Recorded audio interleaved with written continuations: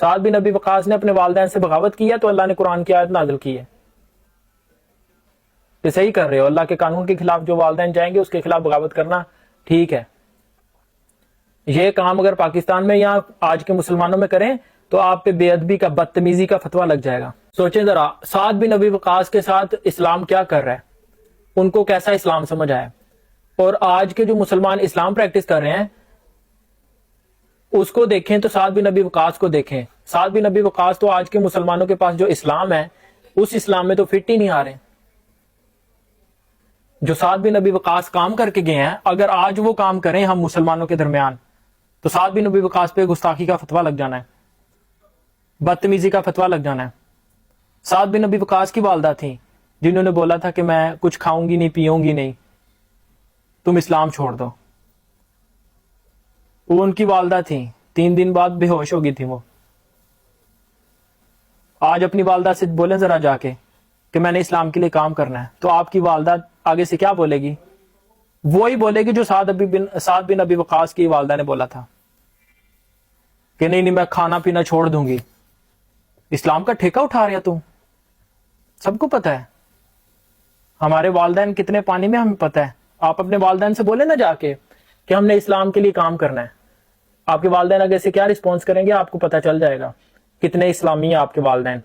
آدھے سے زیادہ مسلمان اسلام پہ عمل اس لیے نہیں کر رہے کہ ہمارے خاندان والے ناراض ہو جائیں گے، ہمارے گھر والے ناراض ہو جائیں گے، ہمارے والدین ناراض ہو جائیں گے۔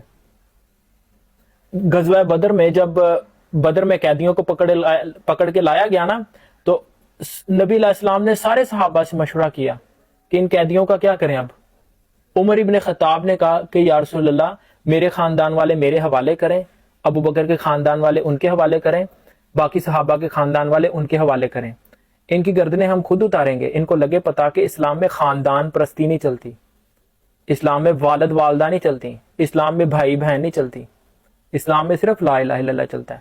جو اللہ کے قانون پہ پورا اتر رہا ہے وہ آپ کا بھائی ہے، بہن ہے۔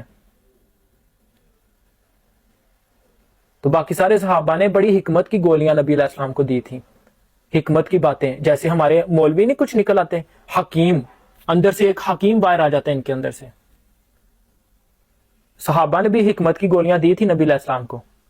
عمر ابن خطاب نے کہا یا رسول اللہ ان کی گردنیں اتارتے ہیں نا ہم خود، ان کو پتہ چلے خاندان پرستی نہیں چلتی۔ عمر ابن خطاب پھر واپس آئے ہیں، نبی علیہ السلام نے عمر ابن خطاب کی بات نہیں مانی، دوسرے صحابہ کی مان لی۔ تو بعد میں عمر ابن خطاب واپس آئے ہیں اور دیکھ رہے ہیں کہ باقی صحابہ اور نبی علیہ السلام رو رہے ہیں۔ تو عمر ابن خطاب نے پوچھا یا رسول اللہ کیا ہوا، آپ رو کیوں رہے ہیں؟ انہوں نے کہا جو تم نے بات کہی تھی اللہ اپنے عرش پہ کر رہا تھا۔ حکمت تب چلتی ہے جب اللہ کے قانون نافذ ہوں، جب اللہ کے ہر طرف سے اللہ کے قانون توڑے جا رہے ہیں اور وہ توڑنے والے اپنے آپ کو مسلمان بھی کہہ رہے ہیں، اور آپ یہ کہہ رہے ہو کہ نہیں والدین کی خدمت کرنا اللہ نے بولا ہے، اف بھی نہیں کرنا۔ وہ ان والدین کے لیے جو اللہ کے قانون کے مطابق آپ کی پرورش کر رہے ہیں، جو آپ کو یہ کہہ رہے ہیں کہ نہیں 5 نمازیں پڑھ لے بس، 30 روزے رکھ لے بس، اور کچھ نہ کریں، اسلام کو آگ لگتی ہے تو لگنے دو، کوئی مسئلہ نہیں، تو 5 نمازیں پوری کر بس۔ مولوی نے بولا 5 نمازیں پڑھنے والا جنتی ہوتا ہے۔ جیسے عیسائیوں کا پادری گلی گلی میں جا کے جنت کی ٹکٹ بانٹتا ہے، یہ مسلمانوں کے مولوی بھی ایسے ہی کرنے لگے ہیں، جنت کی ٹکٹ بیچنے لگ گئے ہیں کہ 5 نمازیں پڑھ لو جنت کی ٹکٹ، 30 روزے رکھ لو جنت کی ٹکٹ۔